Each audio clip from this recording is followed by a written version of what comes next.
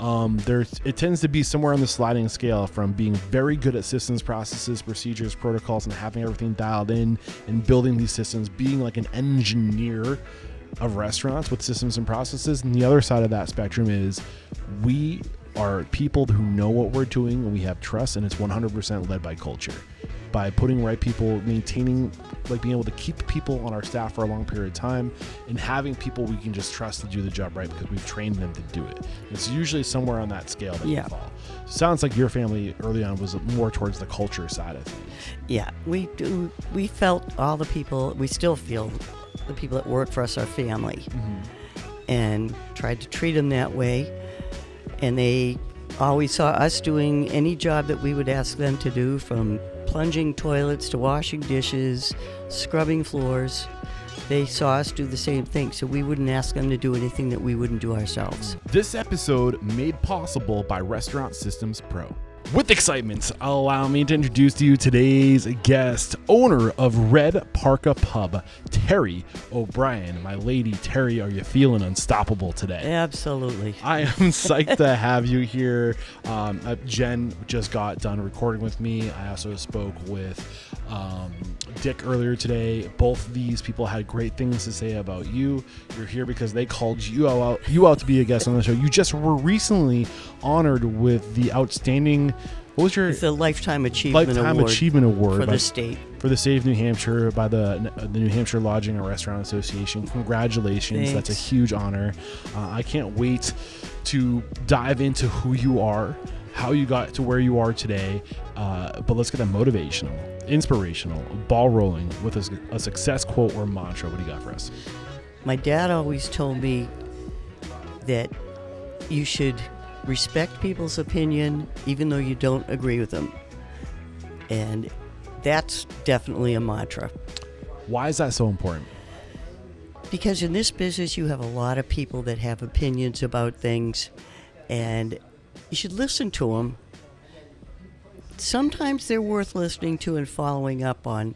Sometimes they're not, but at least respect the person's right to have their opinion. Yeah, I think that is advice that echoes beyond the four walls of restaurants in a world today. Absolutely. People are so closed-minded. They get in there, they have like their school of thought, and they are closed-minded to any other perspective or opinion. Why is it so important that we hear other people's thoughts and opinions? Because that's how we grow, and that's how we get new ideas and broaden our perspectives. I love it. Awesome. Great way to get this thing started. So before we dive into how you got to where you are today, let's get an understanding of like, where are you today? Like, what is your business today? Like, what is Red Parka Pub? We are a 53-year-old restaurant in a building from the late 1800s. Ooh, I can't wait to see it. And we are a ski bar. Lots of memorabilia on the walls and ceiling, everything. And we've grown from doing our first year, the most dinners we ever did was 50. And the most dinners you did in a year was 50? 50 dinners on one night. Oh, one night. I was gonna say. One night, yeah. To doing over 600 dinners a night. A night. Yeah. Wow, that's so cool. I can't wait to talk about that growth and how you've learned. So how many seats? We seat 92 in the bar. Then we've got a patio area and an awning area that seat another 60. Okay. And the main dining room and our train car. We seat about 250 people. 250 people all together? Yes. Oh, wow. So then that's during peak season. Yeah. So when you don't have the patio, where are you at? Then we're just minus 50. So 200. Yeah. So you fluctuate between 200 and 250 during peak season. Right. What are you, a la carte? Sit down, dine in? Sit down, dine in. Catering? We don't do any catering now. Occasionally somebody will con me into it, but special events? Lots of special events. Okay. Do you treat those differently, like kind of like catering? Well, when I say special events, I'm talking about events that we do, like our downhill tricycle race and the Red Parka Challenge Cup race. These are events that are exclusively ours. Okay. So you sponsor them, but they're not at the restaurant necessarily? Some are, some aren't. Got it. Any other channels of revenue for you, your portfolio? Any other restaurants? Any other businesses? No, we've had, at one time we had 5 restaurants. Oh, wow. 3 of them were very small, and actually 2 were very small, 3 were big. But we're just down to the one that was the original. Did you close or sell these other restaurants? Sold. Okay. And was that recently or a while ago? Oh, a long time ago. When, a long time ago? Well, I think we sold Be Made Denny's back in the late 80s, early 90s. Okay. So with the business you have today, what is your average annual gross? Right now, we are at like 2.25 million. Awesome. Well done. And what percentage of that is profit? Very little. Okay. Very little. If I had to venture a guess right now, being the economy the way it is, probably about 2 to 3%. Where were you at your peak? We were at 5 to 6. 5 to 6%. You don't make a lot of money in the restaurant industry. Yeah. It's tough. I mean, I think that's one of the realities. And I think one of the reasons why I'm trying to get people to open up and be honest about that is I think you really need to know if you want to do this, it's going to be hard. Some people do get to the 15% range. Usually it's because they have the way to, somehow they do volume. They're doing a certain amount of volume, whether it be alcohol sales or they have a great takeout business or whatever. But we're going to get into it. I cannot wait to get into it. Where does it make sense to start sharing your story? 1972. 1972. Were you working in the industry? That was the year I graduated from high school. Okay. And we lived in Scituate, Massachusetts at the time. We had a camp in Freiburg, Maine. Okay. My parents decided to rent our house in Scituate out for the summer. So they stayed up at the camp. And that was going to help with my college education. For anybody who doesn't live in New England, camp means a building near a lake generally. That's correct. It is not a place where you put your tent up. Nope. Just making sure people know. Yep, it was a cute little wooden structure building, nothing fancy, and we used it as a ski house. Yep. Some people's camps are nicer than most people's homes. Yeah, that's true. Not ours. So it's like your second house in the nature on a lake, and so you would come up here for the summers. Just that one summer. Winter, skiing. Yeah, skiing. We'd come up on weekends and vacation weeks. My mother was a teacher, and my dad was in publishing. And that summer, they were up here there was another couple that had their camp right across the street. And they had such a good time, they decided they all wanted to chuck their jobs and start something new. And they decided, for reasons unknown to me, that a restaurant would be the way to go. Okay.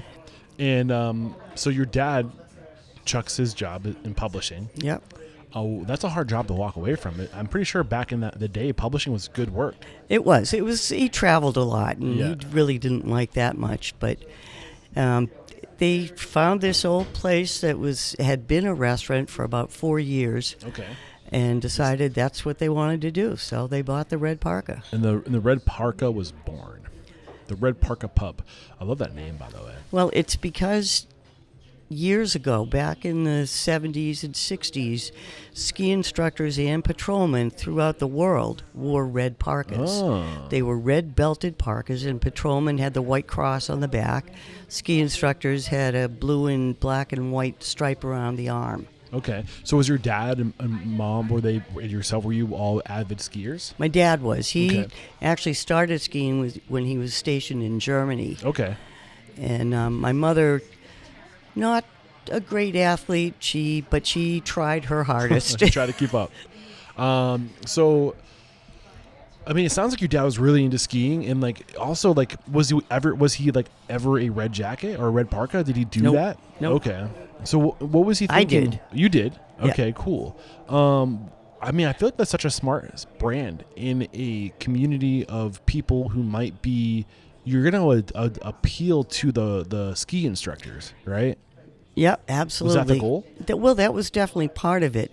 At that time, Mount Washington Valley basically had 2 seasons, ski season and foliage.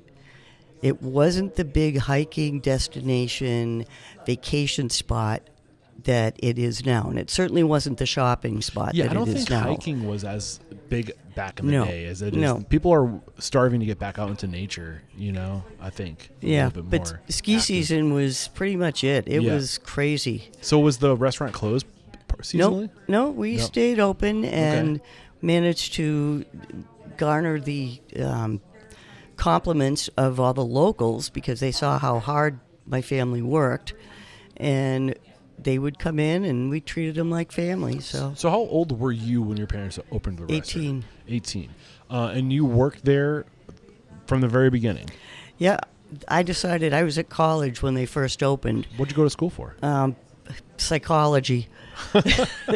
But I quit halfway through my first semester because they were having way more fun than I was.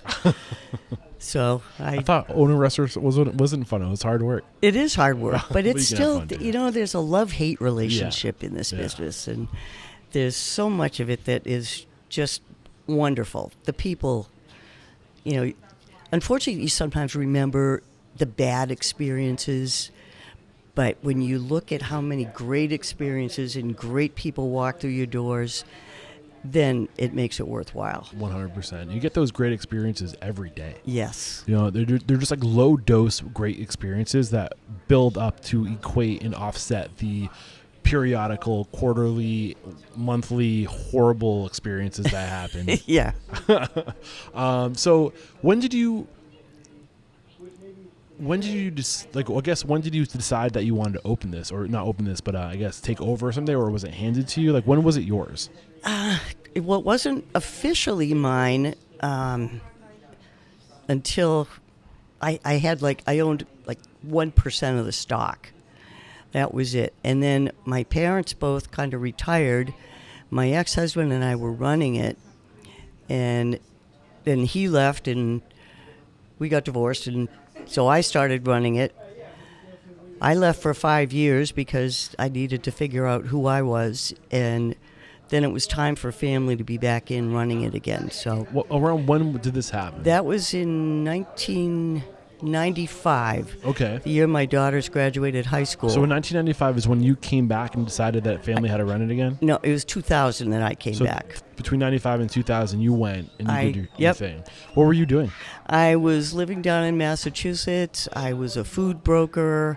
I opened up 2 restaurants Oh, wow. for different people. We'll get more into that. And as then it I goes. bartended and Okay. loved that. That was Okay. the best. Okay. And then you came back here in 2000? Yes. Okay. When did your husband take over? Well, it was my ex-husband. Ex-husband. He and I both ran it together back. Well, we opened B. May Denny's in 1977. That was our second restaurant. That was say it again? B. May Denny's, named after my great-grandmother. B-May? B.Mae. Oh, B-May. Thank Yeah. you very much. And that was That was in 1977. Okay. And that was your second restaurant. So Yep. you were running the Parka while running B-May. No, we moved down to Guilford to run B. May's, and our former partners, Lois and Al Nelson, who bought the Red Parka with my parents, stayed there. Okay. And so they were running the Red Parka. We went down with our new partner in this new venture, Tony Ferrullo, down to Guilford and opened up this place. It had an inn, restaurant. It was on Lake Winnipesaukee, right near the airport. And when did you do that? B-May? Is that- 1977. Oh, okay. And I was, And this is B-May. yeah, Got it. B-May was my great-grandmother's name. And that's in Guilford. Yep. She ran a boarding house outside of Pimlico for jockeys and racetrack people. Okay. So you started in the industry in 1972. Yes. You go to college for 2 years. Nope. I only went for half a semester. Half a semester, thank you. Yep. So you're 18 years old. You're back in New Hampshire. 5 years in, basically, you decide to open your second restaurant. Yep. 1977. Yep. What were you doing for your parents between 1972 and 1977? I was learning the business. I was waitressing, learned a little bit about bartending, did some cooking, washed dishes. Did you want to open a restaurant at this point? Were you like, I want to be in this business? No, but it was. I Fun. enjoyed doing it, and My husband was working with me at the time too. The first year we opened, I was the only waitress. He was the cook, and we washed dishes in between customers. Okay, so you got married young. Yes. How old were you when you got married? I was 21. 21 years old. And then at 23, when we were down at B-Mays, I was pregnant and had premature identical twins. Oh, wow. That's a handful. Yeah. So twin babies. Yep. 2 restaurants. Yep. And I mean, what was your role at the restaurant at this time? At that point, I was hostessing and, having preemies to take care of. I didn't work as much as I would have liked. But once they got a little older, then I started working more. I started learning about purchasing and started doing the buying for the restaurant. Okay, because that's something you can do and not be running around like a crazy person. Right, yeah. right. So your job was more, so you went from learning the frontline position stuff, serving, bartending, the consumer facing stuff, and you slowly started to move into more of the back of house purchasing, costing, inventory. Were you doing things like this? Oh yeah. Where were you learning how to do this? We all learned by doing, and my dad and Tony were adamant that they were going to do it the right way. What was the right way?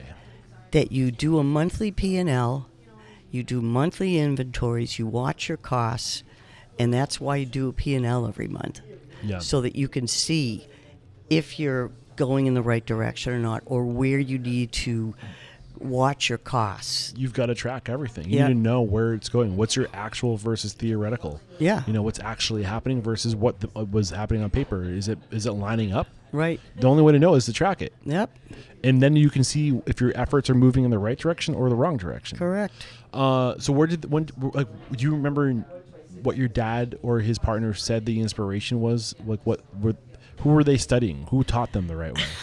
Well, Tony had owned ski areas. He actually owned Black Mountain and Tyrol here in the area at one time. So he was very savvy as far as costs went. Okay. And, the rest, they just learned from National Restaurant Association, from talking to other people in the business, working with really good accountants.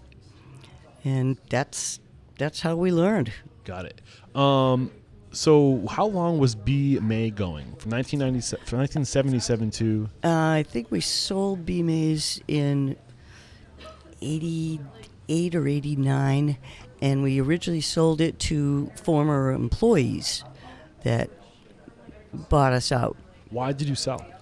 It was my dad wanted to retire, and my mother she didn't really want to do it that much anymore, and Tony was running the hotel because we had just built a hotel there too as part of the restaurant. And at that point, it just seemed like the right thing to do. Right. There were just too many restaurants. The smaller ones that we opened, we learned quickly weren't sustainable without having an owner-operator. Right. So from 1977 to 1988, you opened 2 additional restaurants. Yep, we opened B-Mays, and then we opened B-Mays City Edition in Concord. Okay. And what was the third? And then we opened up Papa Mike's, which was where Margarita Grill used to be. And that was a Mexican-Italian restaurant. Mexican-Italian Yep. restaurant? Right, okay. I know, it's crazy. So you did City Edition of B-May. In what year did you guys open that? B-Mays City Edition opened in, I believe it was 1980. Okay. And then when did the Papa Mike's Italian-Mexican restaurant open? That was in, I think, 85. 85. Okay.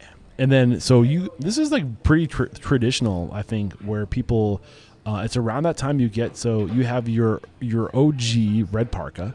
You open 7 years after that, or 5 years after that, you open your second location in 1977. You figure, you're like, we figured out the formula. Let's open 2 more locations, right? And then you start to get spread thin. Is that what happened? Well, or what wasn't sustainable? I don't want to make assumptions. Some of it is because we just didn't have the right management in place. Okay. And it wasn't family. And then some of it was also we sold to good people. Yep. And these were people that felt the same way that we did about the business. And it was just time that we moved on. Gotcha. What up, Unstoppables? I have a very special offer for you that could potentially change your life. So listen up. Restaurant Systems Pro wants to make 2025 your best year ever. And here's what they're going to do to help. When you sign up for Restaurant Systems Pro through February of 2025, they will do your books, your 2024 books for you at zero charge. Nothing to you, no cost to you to do your books. Plus, you're going to get all of the Restaurant Systems Pro profitability systems. So this is such a no-brainer deal. If you've heard of Restaurant Systems Pro in the past, listening to the podcast, and you've been interested, now is the time to sign up. Head to restaurantunstoppable.com/RSP or click the link below and make 2025 your best year ever. Say it wasn't the right people, it wasn't family. You know, it's weird. Sometimes I've learned that there is no one way to run a restaurant. It tends to be somewhere on the sliding scale from being very good at systems, processes, procedures, protocols, and having everything dialed in and building these systems, being like an engineer of restaurants with systems and processes. And the other side of that spectrum is we are people who know what we're doing and we have trust, and it's 100% led by culture. By putting right people, maintaining, like being able to keep people on our staff for a long period of time and having people we can just trust to do the job right because we've trained them to do it. And it's usually somewhere on that scale that you fall. Sounds like your family early on was more towards the culture side of things. Yeah, we felt all the people, we still feel the people that work for us are family. Mm-hmm. And tried to treat them that way. And they always saw us doing any job that we would ask them to do, from plunging toilets to washing dishes, scrubbing floors. They saw us do the same thing, so we wouldn't ask them to do anything that we wouldn't do ourselves. I love that. At any point between 1977 and 1985, when you were operating at your peak, in terms of the number 4 restaurants you were running at this time, did you own equity in any of these restaurants? Or were you just like running the part of the family business? I did not own any equity in any of the businesses at that point. I just got paid. Got it. Did your husband have equity in the businesses? Nope. Okay, so your dad was the sole, your father and mother? My dad, my mother, and Tony, who was our partner at that point. Got it.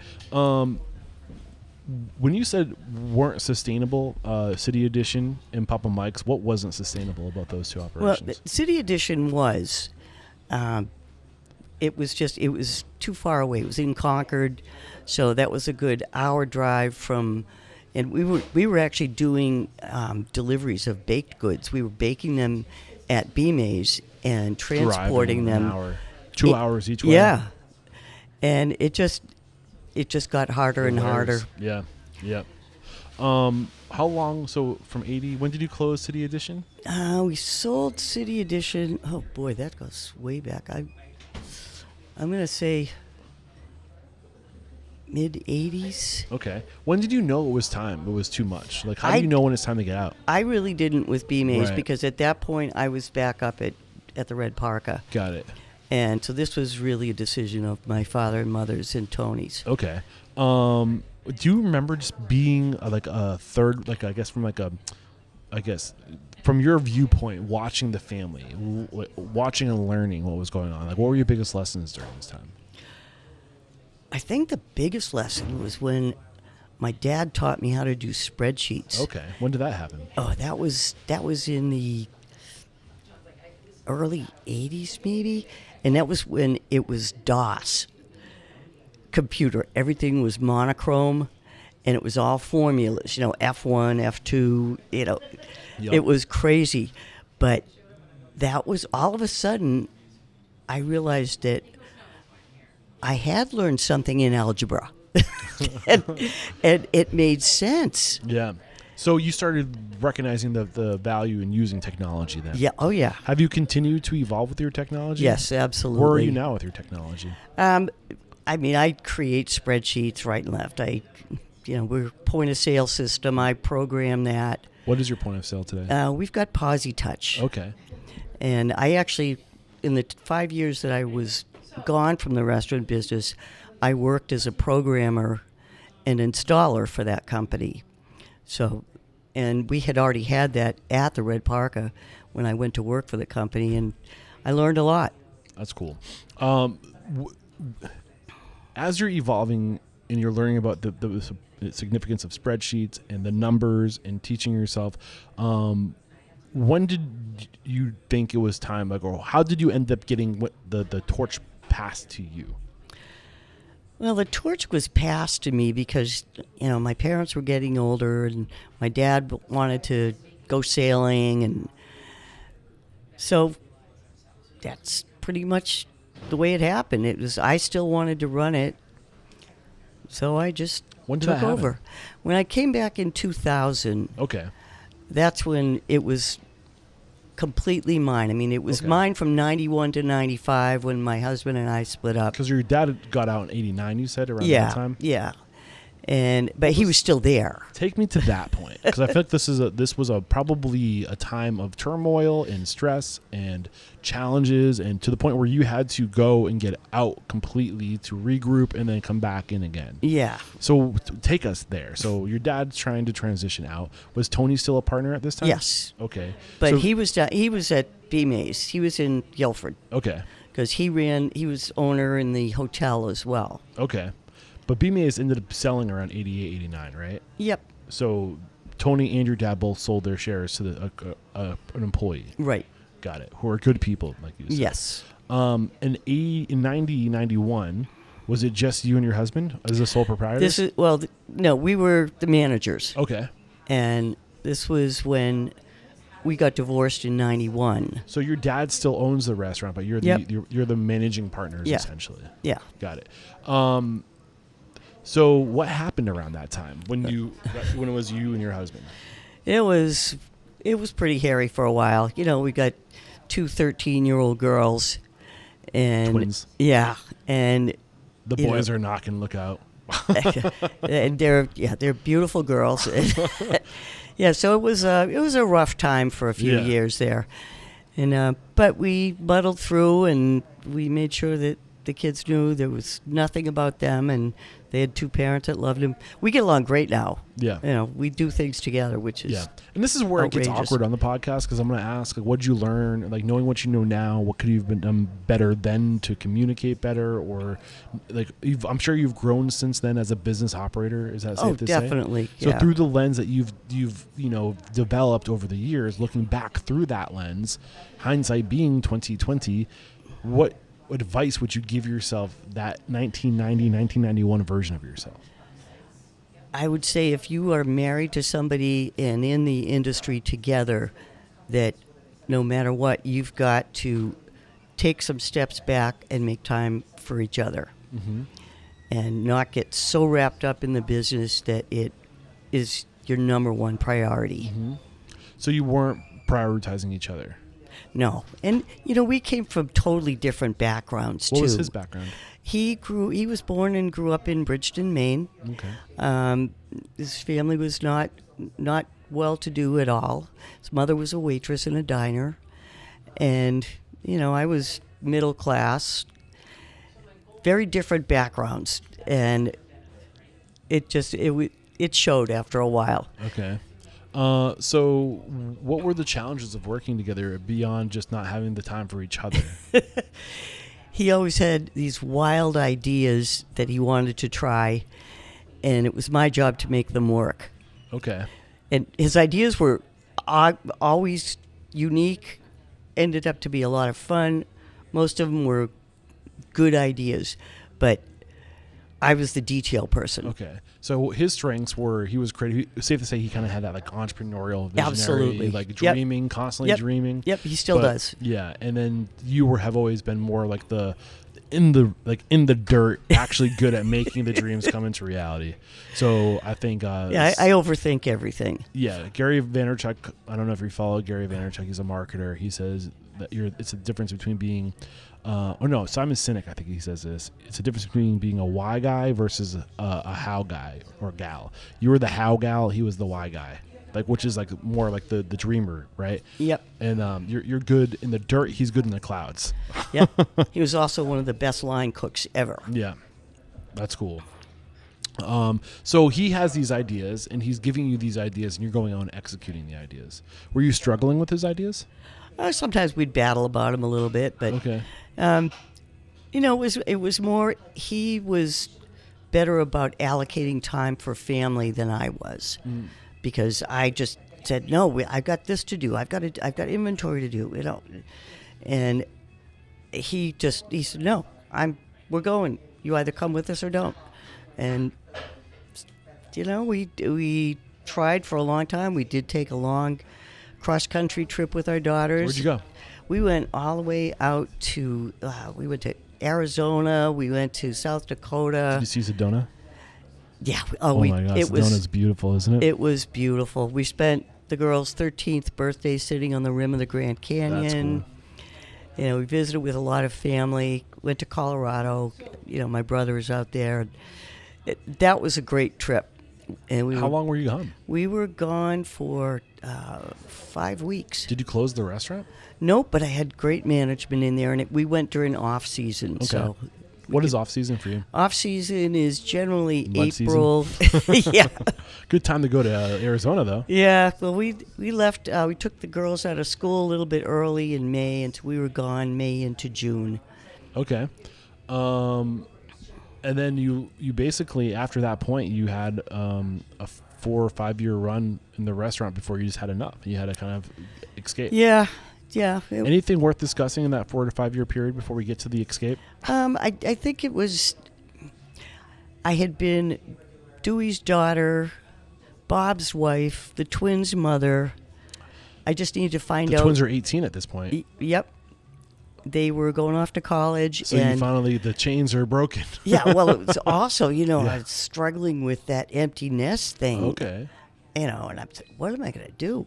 And I said, what, it's time for me to figure out who Terry is and try some different things. And that's basically what I did. So you're in you had the kids when you were in your early 20s. I was 23 when I had them, years old. 18 years later, you are in your early 40s. Yep. You still got lots of life to live, and you want to go take care of you for a little bit. Right. So you do that. Was that hard to get away? It was. I missed all the people that I worked with. It was hard, and financially it was hard too. I took a job bartending at a friend's restaurant, and then suddenly he lost his lease, and his uncle owned the building, so he locked the doors. So then I was out of work for the first time in my life. Oh, man, how did that feel? Oh, that was horrifying. I had to collect unemployment for the first time in my life. It was the worst time I've ever had. Oh, man, how long did that last? Not that long. I think I was 4 weeks.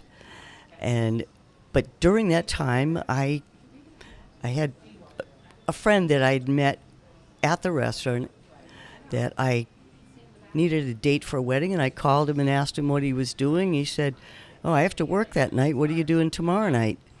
And we've been together ever since. We've been married for 22 years. Oh, wow. So, yeah. So I'm assuming when you left to go explore yourself, to take care of Terry, were you already divided from your husband at this point? Oh, yeah, we were divorced, yeah. Oh, when did that happen? We got divorced in 91. Okay, so right after you got back from the road trip. Yeah. Okay. Well, it was Around that time? not too far after that, about a year and a half after. Was that road trip a good way for you to have time to slow down and discuss is that when this happened? No, I think we'd already kind of moved in different directions at that point. Yep. So you both were kind of... Yeah. You gave a good, honest try and decided it wasn't right for either. I had moved into being involved with the New Hampshire Lodging and Restaurant Association at that point. Okay. I was on their board, moving through the ranks to become president. And, it was just we were just two different people, that's all. Gotcha. So you take us to the point where, your girls move out, they're in college, you decide to go, you are unemployed for a short period of time, you get a job again, you still have 4 more years of being out doing Terry for a while until you decide to come back. What happened in that 4 years? When did you know it was time to come back? I think I knew. I had people that still worked at the restaurant that were still friends, and they had actually gone to my father and Tony and said, things aren't going right. It's not working with the manager in there. And the feeling wasn't the same.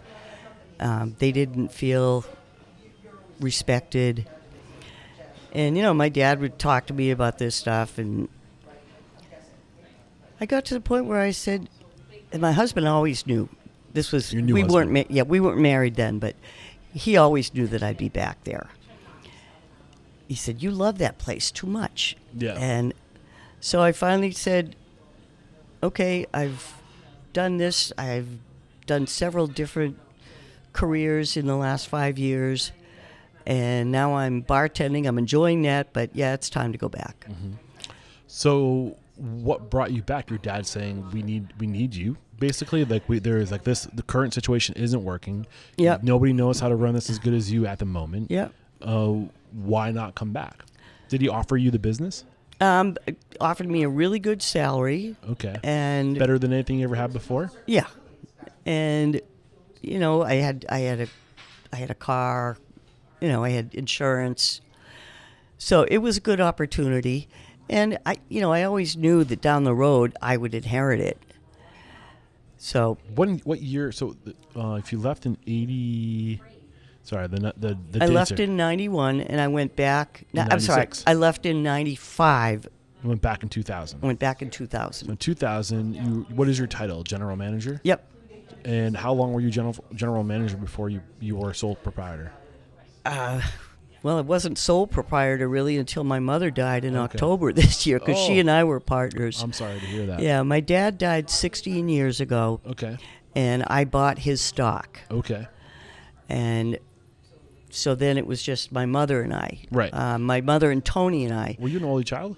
Nope, my brother was the first one to ever get fired from the restaurant. He didn't want anything to do with it, huh? No, but then he became the kitchen manager at B. Mays. Okay. And he's great. He's my best friend. Got it.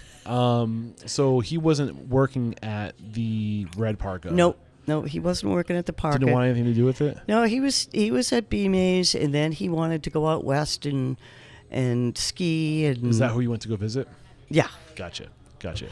So you're back here. You're the general manager from basically 2000 until your dad passes 16 years ago, which would have been like 2008. Yep. And then Exactly. And in 2008, you have equity in the business. Yeah. How did you grow as a professional between 2001 and 2008? I think I always felt like the restaurant was mine anyway, but I had to take a lot more responsibility then. And, I had my dad for all those years the 8 years that we worked together to bounce things off of, which was great. And we fought a lot too. We'd have some real yelling matches. What would you fight about? I remember one owners meeting we had with Tony too, that Tony wanted to put in one of those computerized bar systems where the drinks are all pre-measured and it's all code numbers and everything. Inventory. And I said, there's no way that will ever work at the Parka. The Parka is the bar in the valley. It's the après-ski bar. It's the people that come in there know their bartenders. The bartenders know their customers, and they like the free pour. And yes, it may cost us some money sometimes, but if you put something like that in that's all computerized, you're taking all the personality away. And I said, I was adamant, and Tony got mad and stormed out of the meeting, but we never got one put in. Yeah. I mean, do you think that the technology has gotten better since then, maybe, that you don't have to necessarily lose? I think the newest version is some like AI thing where you literally take a photo of the inventory and it like measures where everything is. Like, Yeah. which is cool because like counting is a pain in the butt. It Like, is a let's be pain in the butt. honest. It is. I'm not ready to go that route yet. I'm still, if I were younger, I would probably embrace all of that now, as I embraced modern things as they came along. I mean, POS systems, touch screens, things like that. But no, it's a younger person's thing. Yeah. So between 2001, 2008, you said you're having these challenges. What were those challenges beyond arguing with your dad, convincing Tony that you're not going to completely automate the inventory system? It was just trying to keep the cost the way that my dad and Tony wanted. What were the challenges with keeping the cost the way that they wanted it? Well, we had always operated, we tried to have a 35 to 38% food cost and a 22% liquor cost. And it's hard. Yeah. It's hard to maintain something like that. Where were your biggest challenges maintaining those costs? Watching the inventory, watching the food costs and the waste, and being on top of the purchasing. And making sure that we were getting the best bang for the buck. And what happened after? Did it ever get easier for you? Yeah. Yeah. Was there a peak for you where you think you really had it dialed in the most? Yeah, I think pre-COVID, we were doing really well. 2019. Yep. Was that your best year ever? It was actually right up until. Yeah, till COVID hit. What was your total revenue in 2019? I think we were 2.5. 2.5 million? Yeah. Do you remember your percent profit that year? I don't off the top of my head. I mean, I'm guessing it was probably right around between 10 or 5% or 8% in that yeah, ballpark? Yeah, probably between there. Because if you're operating your business today the same way you were there, you probably lost a lot of your profit in the cost of goods and labor. Yeah, since COVID, it has been a major struggle. Yep. Been the hardest 4 years of my life. Yeah. We'll get there. Not yet. We don't want to jump too far ahead. So what changed in your business between 2008 and 2019 to have the best years of your life? Relative to your business. I was enervated and energized. You were what evaded? Enervated. Okay. And energized about the business and about doing things and having fun events that the Parka was always known for and being a part of it. And what happened in you that this was able to come out of you? And I think the 5 years I took off. Okay.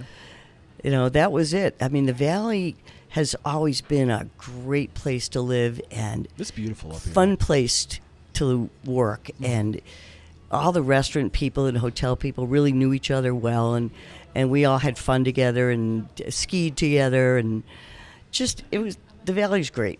Yeah. So it was the sense of community during this time. So Absolutely. It was about the events. I think it was Travis Tober. Is that the name? Travis Tober out of Austin, Texas, who has Nickel City, who told me he isn't in the bar business. He's not in the liquid business. He's in the events business.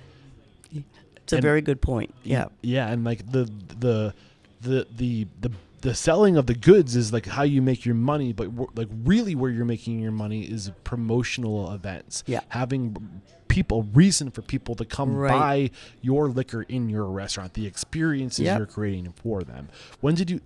How did you figure that out? Well, what happened in that 5 months or that 5 years you're away where you were like, aha, it's about the events? I think I saw the manager at the time was doing fewer events than we had been doing prior to my leaving. And, I just I always watched other restaurants and read the trade magazines and just saw fun things that people were doing. And my boyfriend at the time, he was a cop. He had crazy ideas, almost as crazy as my ex-husband. Yeah. I had to break up this event. I had to break up that event. Yeah. You should try this.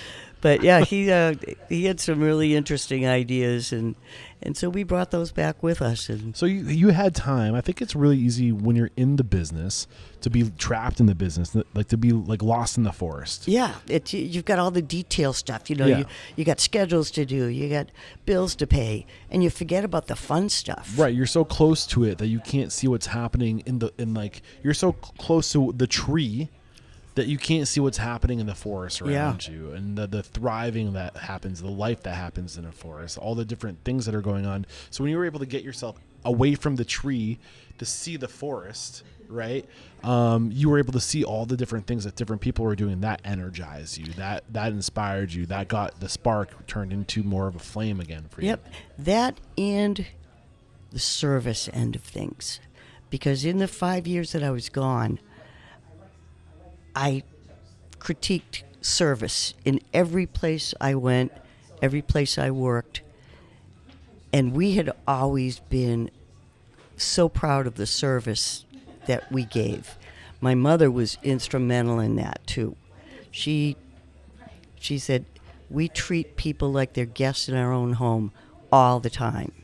Yeah. So when you were gone, you got to see how other people were conducting their services, delivering their service. When you came back, how did the service change? When I came back, things were not the way that they were when I left. So I focused on getting job descriptions done, making sure that the training was completely done, especially as far as the servers went. So when you left, were there job descriptions and training? There was training, yeah. And what happened to that training? People just fell through the wayside? It just wasn't as complete. Okay. So maybe just people weren't... It drifted over the 5 years. Yeah, people just weren't paying as much attention to it, I think. Culture started to suffer. Yeah, that's what it felt like to my parents and to Tony too. So that's one of the reasons they wanted me back. So you came back, you realized the service was suffering because the training wasn't there, the systems were starting to go, the hiring systems probably weren't as rigid as they were in the past. Yeah, where you really had higher standards. So how do you go about changing that? I did reviews on everybody. I made sure that they got to know me and what my style was, and that I would listen and I would critique, but I wasn't going to yell. You know, it takes a lot for me to yell, and I'm not big at throwing F-bombs. If I do, then they know I'm really mad. Look out. She's serious. Get out of the way. I'm probably too loose with the F-bombs, but it's never at somebody. It's usually about something. Yeah. So you're kind of trying to reinstate what was the Red Parka when it was at its heyday. You're putting systems in places. You're putting standards in places. You are the culture. Behind every great restaurant is a great person. Yeah. And I think what we've learned over the past 30, 20 years is we've learned to take the elements of the greatness of people, and we've learned to write that down. Okay, like what is your vision as the founder? What was your dad's vision? What is your vision? Like, let's share that vision. What are your values? Don't yell at people. Listen, care. Like, did you ever take the time to like explore these values? Yeah, I think I did. In all the jobs that I'd had, I remember the ones where I was treated with courtesy and the ones that I wasn't. So I knew how I like to be treated. And, you know, I learned by making mistakes, too. Definitely made mistakes. And once I realized that I couldn't be self-righteous, I had to acknowledge that people could make mistakes. And I had to just look at those mistakes and say, okay, you did this way. Let's look at another way that the situation could have been handled. What do you think? And listening better. Right. I think that was a big thing, was learning to listen better to people. How do you catch yourself when you're not listening as well as you could be? It's usually not at the moment, but like 5 minutes later, and then I'll go back to the person and say, listen, I'm really sorry. I should have listened better to what you said. And I'm expecting things from you that you don't know yet. Got it. So it's really self-awareness, and I think so. And you know, correcting yourself before correcting others. Yep. Or if you corrected others before correcting yourself, owning your mistake and going back. Absolutely, owning your own mistakes. Yeah. I love that. So from 2000 in 2000 by 2019, you said that it was your best year ever. Your best profit. Give me a snapshot of what your business was like then. Like, were you doing weekly inventory or still monthly inventory? Monthly inventory. If we saw that like liquor cost had taken a jump, then we'd start doing weekly. Okay. Well, so that would trigger, and then you would start tracking it closer. Yeah, just to see where, if it was pricing, if we needed to raise some prices, because we account for like draft beer versus bottled beer, liquor versus wine, so they're all tracked separately. Okay. So we could see, like, if wine costs are the problem, then we know we got to do a better job of buying different wines or pricing better.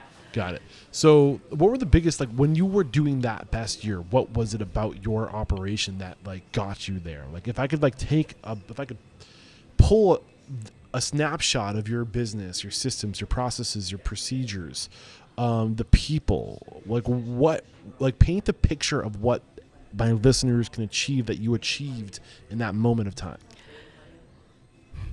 I think it was a combination of doing the right menu that appealed to the guests that we had, paying attention to that, and fun. What was different about the menu at that time? When we first opened in the 70s, our menu was 3 sizes of steaks and some deli sandwiches. That was it. So 3 cuts of steak and some deli sandwiches. Yep, and a salad bar. So it was small. How many sandwiches? Approximately. 4. So that's 7 total items and a salad bar, which is basically make your own. Yeah. And by 2019, how big was your menu? Oh my goodness, it's huge. Was it too big?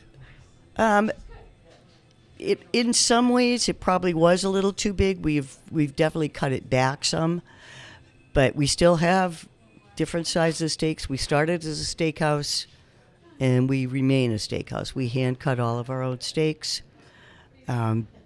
We grind our own beef for burgers, and we're still basically a steakhouse. We don't have a salad bar anymore. Yep.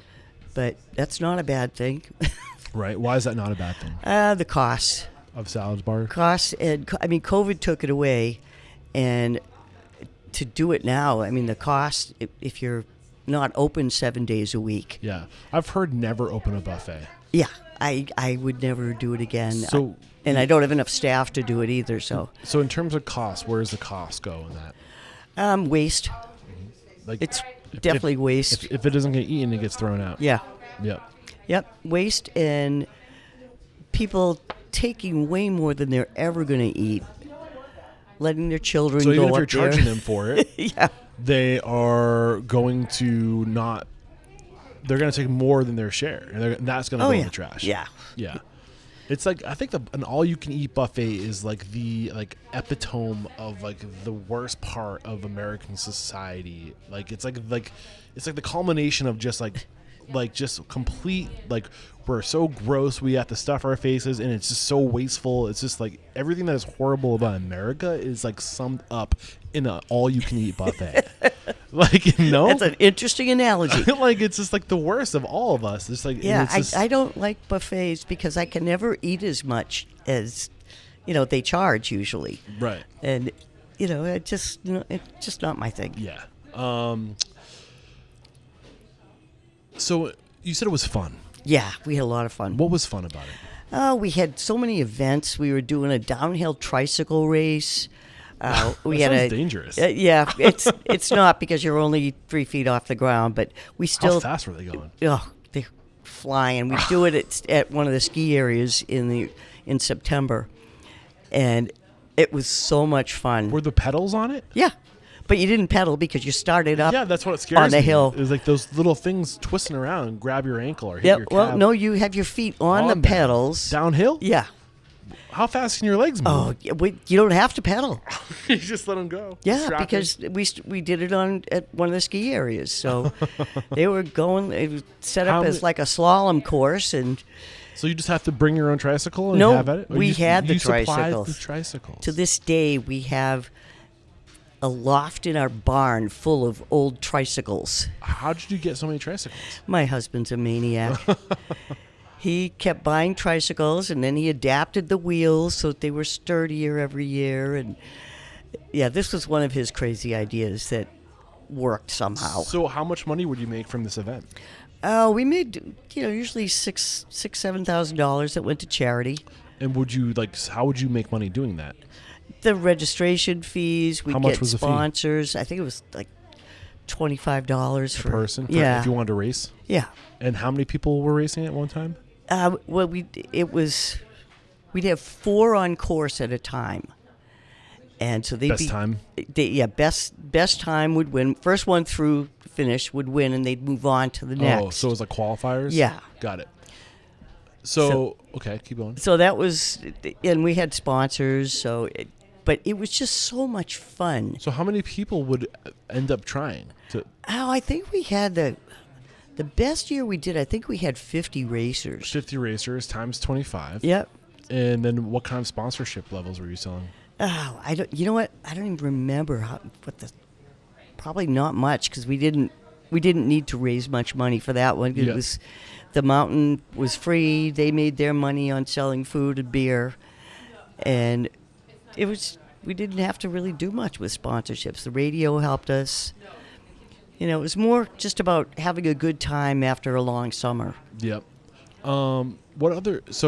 In like the community around it, I'm sure everyone would go back to the restaurant afterwards and have a grand old time. Yeah. So it's probably one of your best nights out of the year, I'm assuming, in terms of alcohol sales. Except the Challenge Cup race. Okay. What's the Challenge Cup race? Red Parka Challenge Cup is a ski race. This year will be the 50th year that we had it. And we get the most elite amateur ski racers in New England. And it's always been an amateur race. It's a dual slalom, head-to-head. They qualify for different categories, the A and B division. Then we've got a veterans division.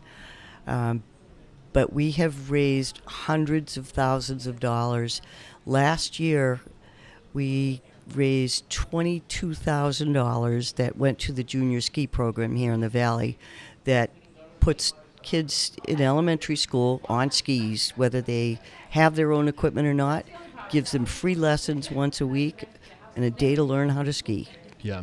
And I think this is kind of the magic to your story right now. We're starting to get into it and to what's been happening here. What I've been trying to capture in the Valley Originals is this idea of giving back to the community. Yeah.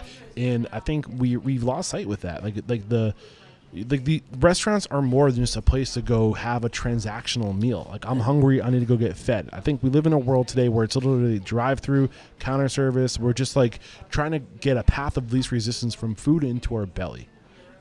And in the past, it's been more about how can we use food to bring people together, around rituals, events that bring community together, to help see each other, to have a good time, to have fun. And I think we need to reconnect with that. Yeah, absolutely. And I think all of the Valley Originals have their event, their thing, that their charity. And for you, it was this downhill battle, the ski battle, slalom. Is that what you said? We've also done downhill kayak races. I was going to say, is that called a river, or is it on snow? Yeah, that's on snow. Okay. And we've done bingo for a cause, where people come in, they pay $1 a card. The money goes to a local charity. It's a different one every night. Yeah. And just fun stuff like that, where people we do a dine to donate thing now on Wednesdays. Yeah. I feel like restaurants get really lazy with their events now. Everyone just wants to do it's like everybody on Tuesday night does some type of what's the word? I can't think of it. Trivia. Thank you. Yeah, it's just like, get creative. Yeah, we don't do trivia. My daughter's restaurant does trivia. She and it works. Don't get me wrong. They do great with theirs. But like, how many trivia nights can a community host? Yeah, you know. Yeah. So they get creative. We do Harry Potter trivia night. We do like you name it, Lord of the Rings trivia night. Taylor Swift trivia night. Like, God, enough with the trivia. Like, get creative. And I think what I like about your events is that you use what's unique about your community, the mountain. Oh, sure. Yeah. And we've done grown-up proms. It's also on brand with your concept because you're the Red Parka, so it's all about the skiing community. Yep. But, just doing stuff that's fun in the off-season, too, for the local community to come out and have a good time. Grown-up proms. I'm not going to let you skip over that. Oh, yeah. That's grown-up prom. That started after one of our kayak races. Okay. When my daughter and a friend of hers created this craft that was supposed to be a limo, and they had old prom dresses on. So we came up with a grown-up prom. That's fun. Where people they went to thrift shops and bought old prom dresses, and then we transitioned. We would do some themes. We did a Roaring 20s prom. We did all kinds of different things. We did a redneck prom.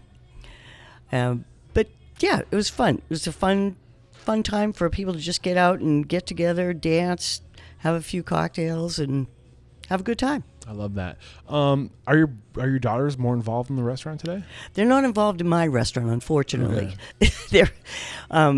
One of my daughters is co-owner with her dad in a restaurant over in Freiburg. Okay. It's also part of Valley Originals. Got it. And That's in the Valley, right? Yep. Washington Valley. Mount Washington Valley. Yeah. And my other daughter just moved back here from Jackson Hole with my grandson, and she works there. She fills in for me occasionally too. She managed places out there until the corporate scene she just couldn't take it anymore. Yeah, because there wasn't a Valley's Original in place out there taking care of the community. But she worked as a server at the Four Seasons and made more money than I did. Yeah. But yeah, they're both in the business. They love the business, and they're good at it. So you said that your husband is in Freiburg. He went out west, I thought. And then he came back and opened Freiburg? No. Oh, your brother went out My west. brother. That's yeah. what it was. I'm sorry. Never mind. Disregard my last statement. Okay, so many things we can talk about. Was your dad a part of the original? Was he an unoriginal Valley's Original? My dad started the Valley Originals. Okay. So take me to that. What was his vision? Do you remember him talking about Yeah. it? What year was that? I'm so bad with years. That's like how my mind works. You know what? Unfortunately. I was still down south. I think it was 95 or 96 that he started it. He and one of his friends who also owned a restaurant here had been talking about, all these chain restaurants coming in and their buying power, because they had commissaries, because they had 100 restaurants, they'd get better deals. Yeah. So they did some research and found out that there were a couple of independent restaurant communities, one in Sarasota, Florida. There was one in Texas, and they went and visited these groups and learned some things from them, came back, and they started the Valley Originals. Do you remember the biggest lessons they learned from those groups into how to do this successfully? I think the biggest lesson they learned was that they had to give up being so competitive with each other. Yes. That, it was okay to share some of your secrets. Why is it okay to share some of your secrets? Because we're a community in ourselves. The restaurant community is a community within ourselves. And we're friends. Yes, we share the same clientele, the same guests, but we shouldn't have to think that we're always fighting for them. It's a scarcity mindset. Yeah, we're all different. We provide something different to each of our guests. Yeah. Each one of us does. Your father and these people in Sarasota, these people in Texas, they are revolutionaries. Yep. And I believe that we are in a place in our industry right now that if we don't continue the revolution, we're going to be in a very hard place. And at the core of this revolution is that we have to stop looking at the person down the street as our enemy. Yep. We got to put our ego aside. We have to start sharing and helping and lifting each other up. And if we can lift each other up as business owners, we can turn around. We can lift up and create opportunity and security for our staff, which will ripple out to the community. And this is why I sincerely, wholeheartedly believe the restaurant industry has the power to change the world. It has to start with us. Yeah, it does. And I think the independent restaurants are the ones that really can do it. How are we going to do it? That's a good question, because it's getting harder and harder to be an independent restaurant and stay successful and stay in business. Yeah, and I think we're going to talk about that. Actually, let's talk about that, and then I want to follow up on that question as to why you think it's the independent restaurant industry that can do it. What up, Unstoppables? I have a very special offer for you that could potentially change your life. So listen up. Restaurant Systems Pro wants to make 2025 your best year ever. And here's what they're going to do to help. When you sign up for Restaurant Systems Pro through February of 2025, they will do your books, your 2024 books for you at zero charge. Nothing to you, no cost to you to do your books. Plus, you're going to get all of the Restaurant Systems Pro profitability systems. So this is such a no-brainer deal. If you've heard of Restaurant Systems Pro in the past, listening to the podcast, and you've been interested, now is the time to sign up.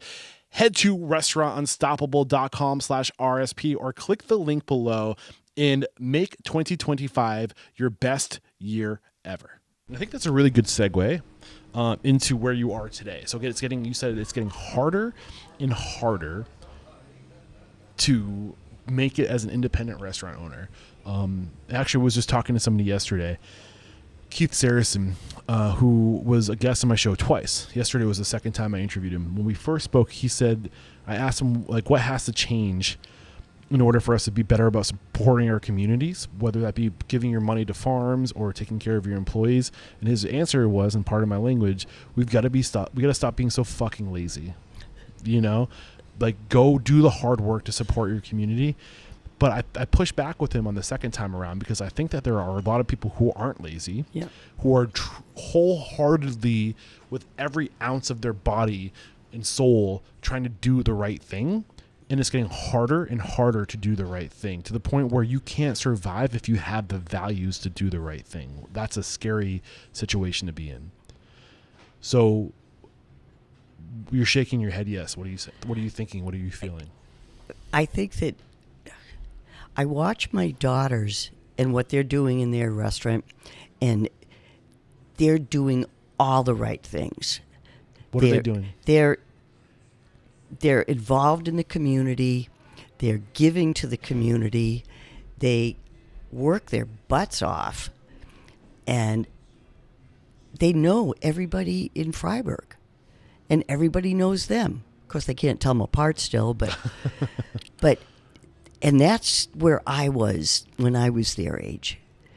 I just wanted so much to have things be great in the valley, and to know all the people and know all the different things that we could be involved in that would help the housing situation, would help people that were food insecure.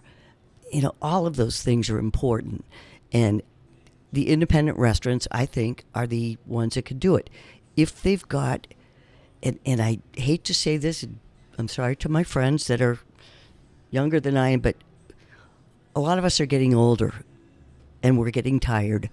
I am definitely tired. It is an inconvenient truth.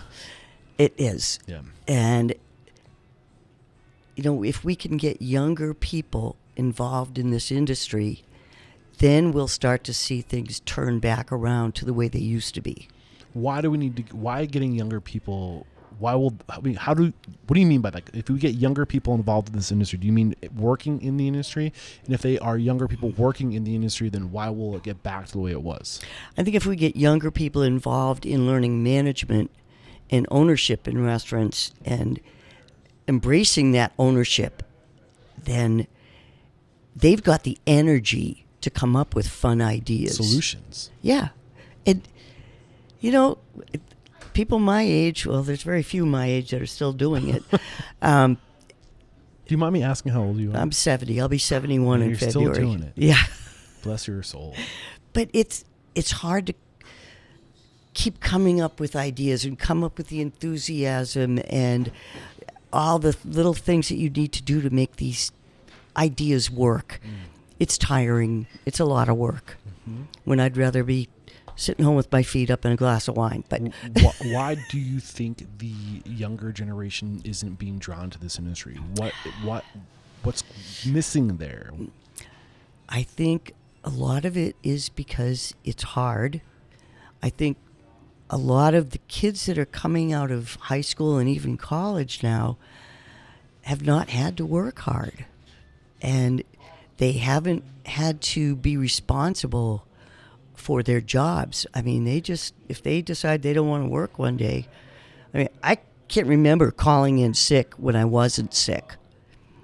And now they think nothing of it because we're not going to get fired because the job market, the way it is, we can't really afford to fire people anymore. Well, it's weird. It's like this pendulum, right? Like the pendulum, I think you could argue, has swung so far in a direction in the restaurant industry where there were some bad things about the industry in the sense of overworking people. Underpaying people, not providing security, most human basic needs. Security, we would just give you a paycheck that barely covered your most basic human needs. Here's enough money to buy rent and to steal from us to survive with food. Like we're putting you in the position where you have to steal from us to survive. Yeah. Right. And I think that, so there's that reality. There's also the reality of creating not necessarily the safest place to work with abuse and like verbal and like literally beating people up emotionally and physically in some cases. Yeah. No work-life balance. If you were the best, it's because you were the most unreasonable with your own life. Right? So we created that industry.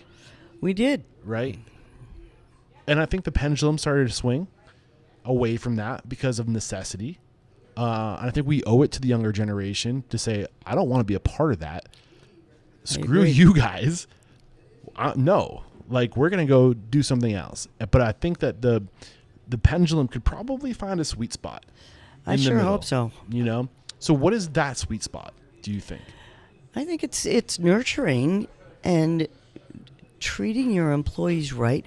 We all have had to raise our standards, raise our wages, and even raising our wages I'm paying dishwashers $18 to $20 an hour now.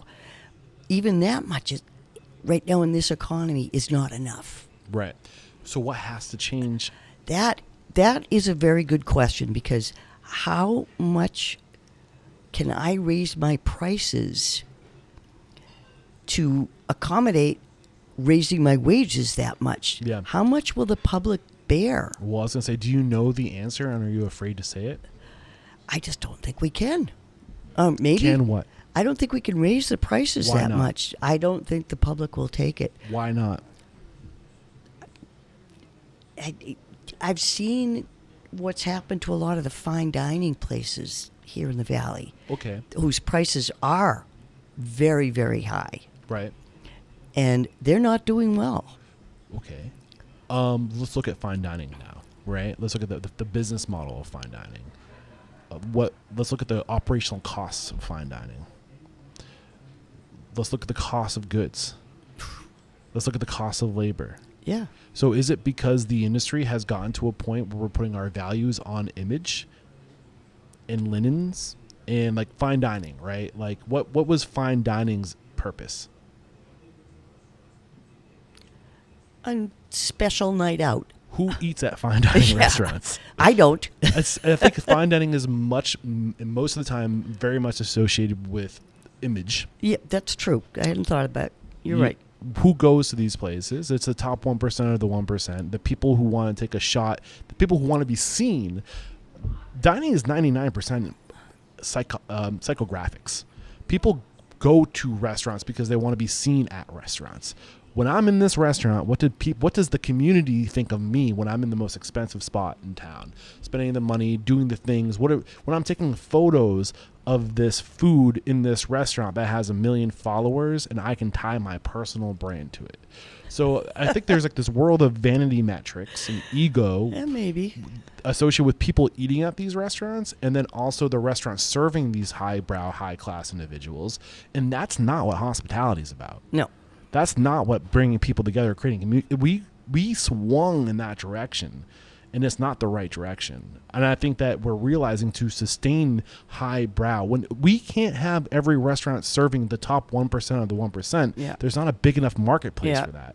Well, I think the Valley Original restaurants, and we do have some fine dining restaurants, it's a very different outlook, because people that go to our restaurants go not to be seen, but to see their friends, to see the owners, to see the people that work there that they know, because that's, the people from out of town might go there because of the image. Right. And I'm not saying that is you. Yeah. But I'm saying that a lot of these restaurants that are chasing that, the award culture is what I call it. They're trying to do things to juxtapose, to stand out.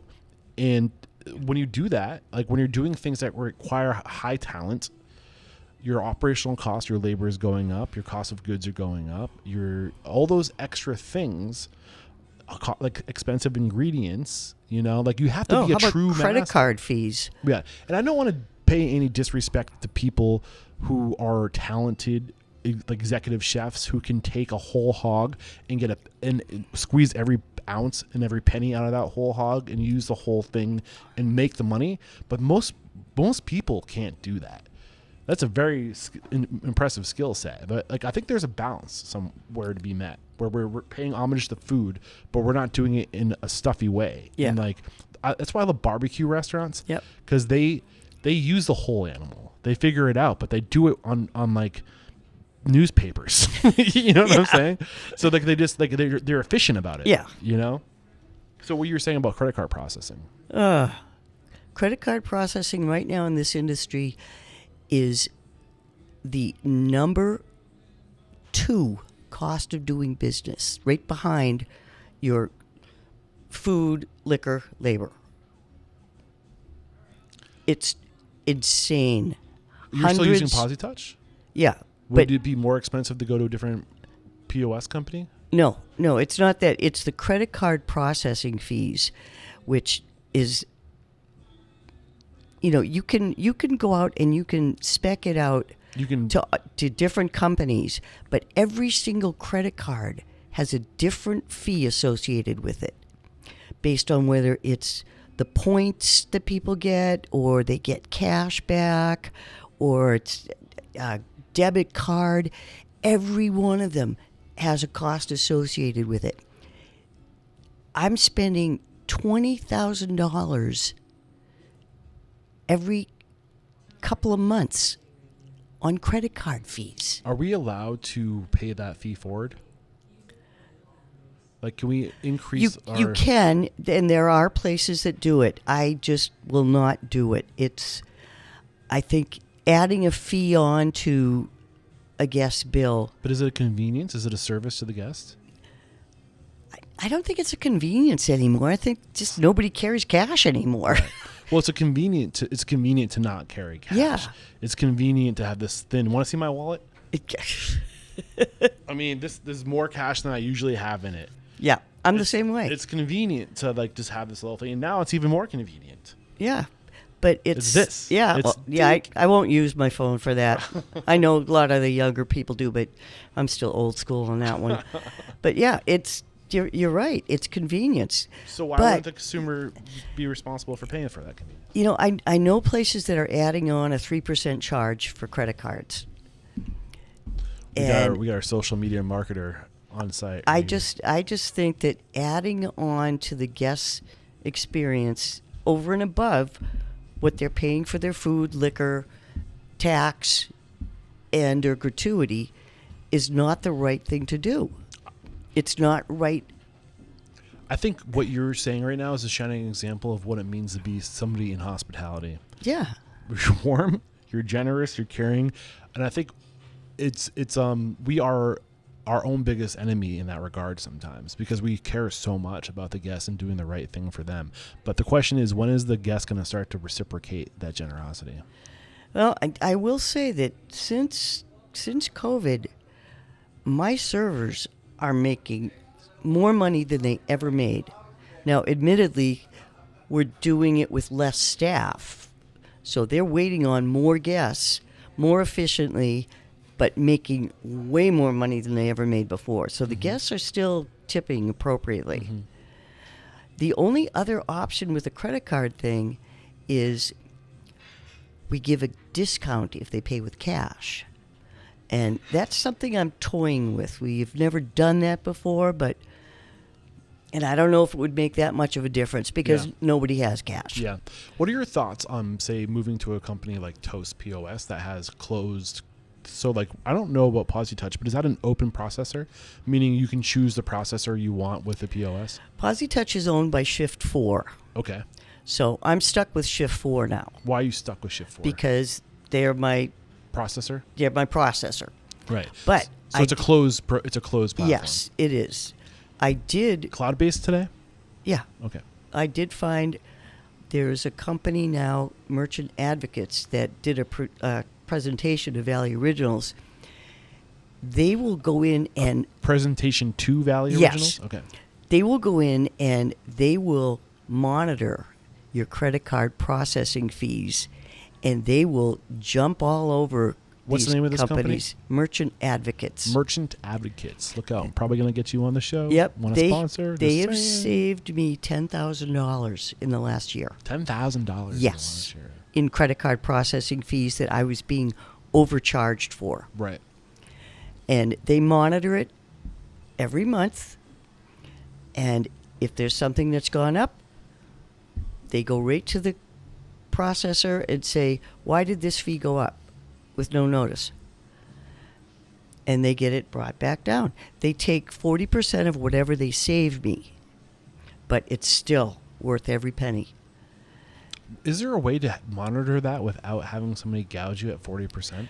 Not unless you want to read a sheet like this. This is where I think AI can be handy. Maybe. Because you can use tools like AI to consume a lot of data really fast and to flag any alerts. I think I just came up with a business idea. There you go.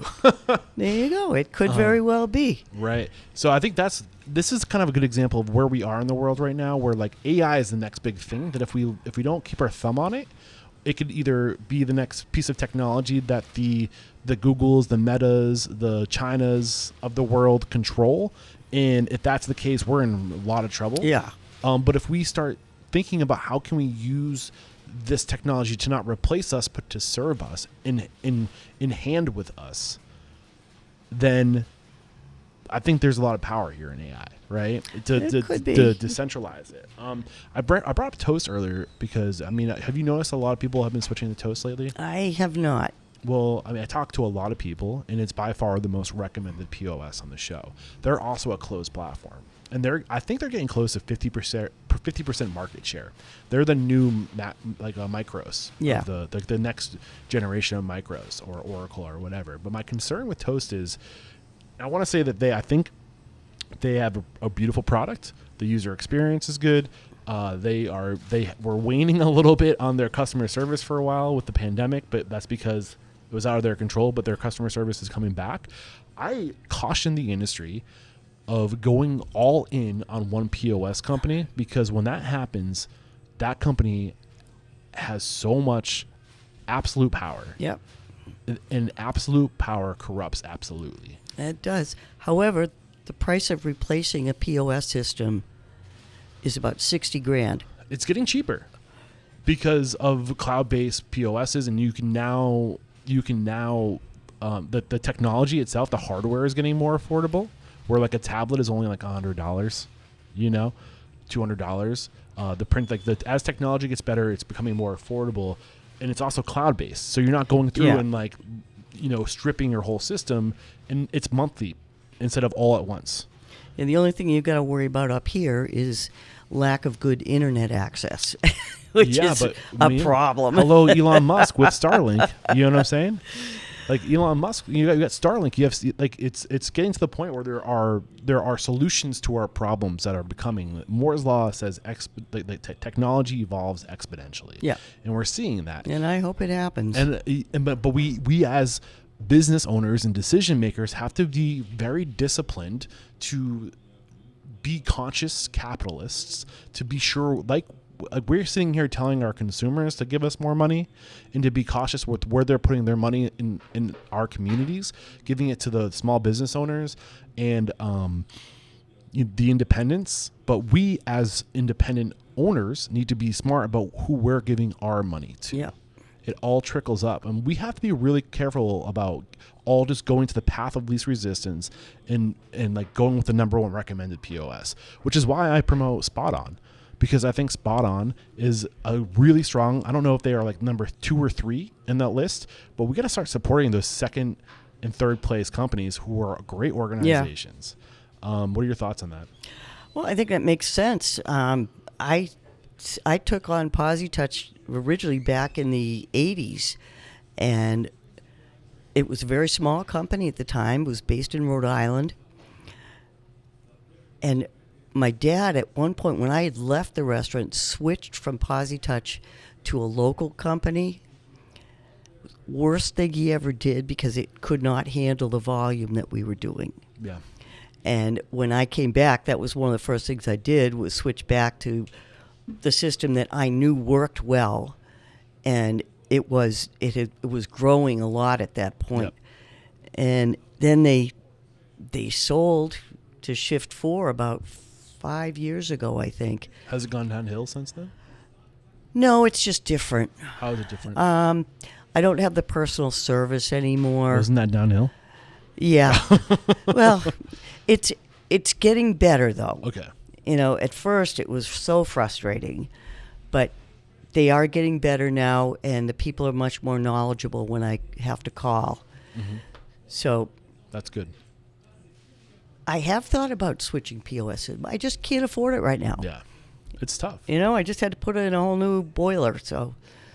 I mean, I don't know the details on this, but I heard through the grapevine that Toast is changing the way they do business to be able to circumnavigate new regulations that will force them to.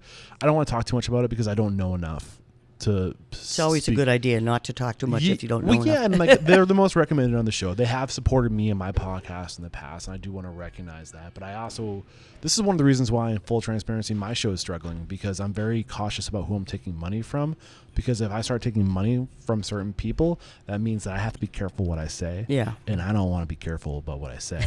I want to be able to say like what I would need to say, you know? And yeah, it's been a challenge, but I think I'm doing the right thing. Hey. On that note, I'm promoting Spot On, and they are not paying me to do this, but if you do choose to go with Spot On POS, they will pay me a commission. Okay. So they're not paying me to like upfront to say these things. But I would love to have them as a sponsor. They are an affiliate. Toast is also an affiliate. And if you want to go with the number one recommended, use my link for Toast too. I'm just saying, really consider Spot On, because I think that's what's best for the industry right now if you're a full service operation. Always good to know. Hit me up, Eric at Restaurant Unstoppable. I need help. So anything we haven't discussed up to this point that you were hoping to get out of the conversation? Can't really think of anything. I think generational restaurants are the hardest, and it's hard for me to accept that my kids are not taking over my restaurant. I understand it completely. It's too big. You know, what they're doing now is in a much smaller type of business, and I get it. But yeah, it kind of hurt my feelings a lot when they decided they didn't want to, that Shauna, my daughter that was in Wyoming, didn't want to take over. How did you cope with that? You know, I had to just accept it eventually. You know, she's doing what's right for her and her family, and I get it. Yeah. You know, it is the way it is. And I mean, I think Dick's seen the same thing. He doesn't have any kids that want to take over his restaurant Jen's either. Seen the same thing yeah. too. If anybody is listening to this and they've always wanted to move to northern New Hampshire in the Washington Valley, there are 3 profitable restaurants for sale potentially. Yep. Bargain, like not a bargain, but you know, get these people what they deserve. But it's going to be a group, maybe a group thing. You get out of the gates, you can take over 3 successful functioning operations. Yep. Hit me up. I will make personal introductions for you. This has been a lot of fun. I do want to pay homage to your dad one more time and what he has done to be, again, a revolutionary. I think that, you know, we in the restaurant industry need to take note and lesson from what your dad and these other people did to break down that barrier, that fear of our community, other people in our community. Have a mindset of abundance. Choose to come together.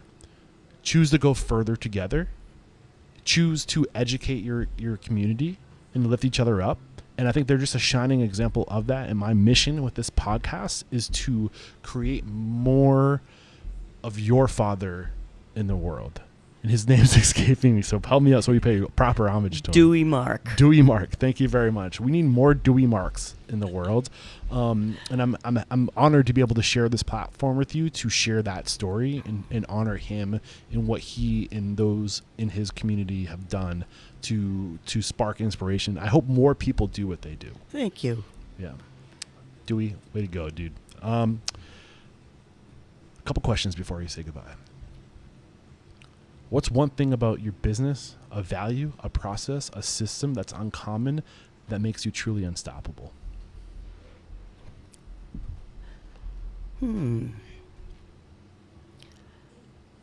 I think it's just knowing our guests and getting to know them from the minute they walk in the door. The one thing I hate to see is I hate to see somebody walk in the door and nobody says anything to them within 30 seconds. How do you train your staff? Is it just a matter of having consistency of people there who notice, or do you train your staff? Do you educate your staff on your guests? Both. How do you educate your staff on your guests? I tell the staff, if a guest walks in and nobody speaks to them right away, they're going to walk out. Mm-hmm. And I've seen it. So that's the one thing they know. I will not put up with you. If you're busy, you're carrying a tray, you see somebody at the door, you just tell them somebody will be with you in just a minute. Right. That's all it takes. Guests just want to be acknowledged. Right. What Terry just shared with us is an example of a ritual. If this, then that. If it's this time of year, if it's the December 25th, then there's a bunch of things we do, right? Associated with that. It's a ritual. It's a recurring ritual. Yep. It could also be triggered by an event. If somebody comes in the front door, we acknowledge them by the first name. That is a ritual. That is something that we do, and you have to create habits and routines around these rituals to make sure that they continue. And it sounds like you've identified that. Whenever somebody walks in, you have to recognize them. I think it's also the things that people don't notice. They will not notice if your windows are clean, but they will notice if they're dirty. Mm-hmm. They won't notice if your walkways are swept, but they will if there's cigarette butts all over. Right. And this is something that I tell every single employee when they come in. I said, they're not going to notice if your salt and pepper shakers are clean and full, but they will if they're not. Yeah. Or if your tables are neat. So you got to pay attention to those things. Yeah. The mission statement of this podcast is to change the world. How audacious am I? I feel so silly every time I say it, but I really am trying to do this by inspiring, empowering, and transforming the restaurant industry. And I think we're going to do that by sharing one personal transformation at a time. So how have you personally grown? How are you better today than you were when you got started in this industry? I'm much calmer. I'm much more likely to listen to people when they have ideas. I don't take it as personally if somebody complains about things, even when I know they're wrong. But yeah, I think it's just I've grown with the business and accepted it for what it is and what it's given me, and just try to keep going with that. I love that. And this is the last question. It's a doozy. I get a lot of eye rolls with this question, so be ready for it. If you got the news, you'd be leaving this world tomorrow. All the memories of you, your work, and your restaurants would be lost with your departure, with the exception of 3 pieces of wisdom that you could leave behind for the good of humanity and your legacy. And Jen didn't give you any clue as to the kind of questions you're going to be asked today. You just rolled into this blind, so good on you. Okay. All right. So I'm going to give you 3 things that I would want to continue. Three things you could leave behind to tie your name to. Things you know to be true.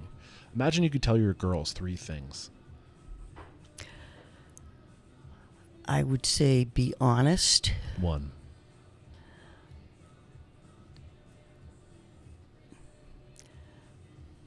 Don't serve it if you wouldn't serve it to your mother. 2.